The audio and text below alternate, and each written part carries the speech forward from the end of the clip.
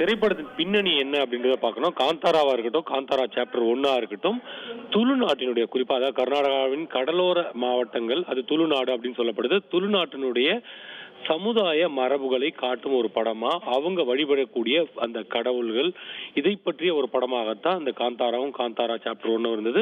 குறிப்பா அதுல அந்த பஞ்சுருளி அப்படின்ற ஒரு கேரக்டர் வரும்.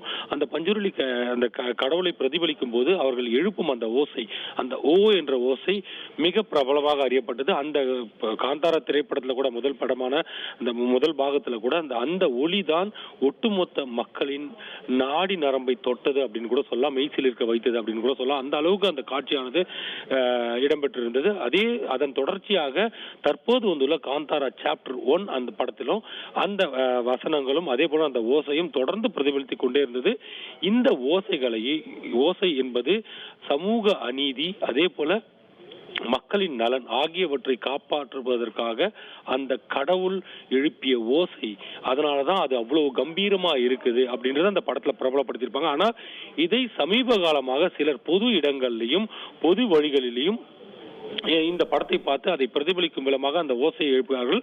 இதையெல்லாம் பார்க்கும்போது அந்த துளு நாட்டு மக்களின் நம்பிக்கையை அவமதிக்கும் விதமாக இருக்கிறது. எனவே ரசிகர்களை கேட்டுக்கொள்வதெல்லாம் ஒரே விஷயம்தான், அது போன்ற செயல்களில் ஈடுபட வேண்டாம். இந்த படத்தை எடுத்ததற்கான நோக்கமே இந்த வழிபாட்டின் ஆன்மீக ஆழமும் அதன் மதிப்பையும் உலக மக்களுக்கு காட்ட வேண்டும் என்பதற்காகத்தான். ஆனால் அதை தற்போது ரசிகர்கள் ஒரு சிலர் செய்யும் தவறினால் அந்த ஒட்டுமொத்த சமுதாயத்தினர் மன உளைச்சலுக்கு ஆளாக வாய்ப்பாக ஏற்படுகிறது. எனவே அதை இனி யாரும் ரசிகர்கள் செய்ய வேண்டாம் என வேண்டுகோள் விடுத்துள்ளார் அந்த படத்தின் நாயகனும் இயக்குனருமான ரிஷப் ஷெட்டி. இந்த படம் தற்போது உலகம் முழுவதும் பிரம்மாண்டமான வசூலை சந்தித்து வரும் சூழல்ல அந்த நிறுவனத்திடமிருந்தும் இயக்குனரிடமிருந்தும் இந்த அறிவிப்பானது வெளிவந்திருக்கிறது. படத்தின் தாக்கத்தை ரசிகர்கள் பொது இடங்களில் எதிரொலிக்கிறார் என்றாலும் கூட இந்த படத்தின் தத்துவம் என்ன, அதை புரிந்து கொள்ள வேண்டும் என்பதை மீண்டும் ஒரு முறை இயக்குனர் விளக்கியிருக்கிறார். அக்டோபர் 5 முதல் உங்கள் ஜெயச்சந்திரன் இப்பொழுது மிக பிரம்மாண்டமாக கீழ்கட்டளையில்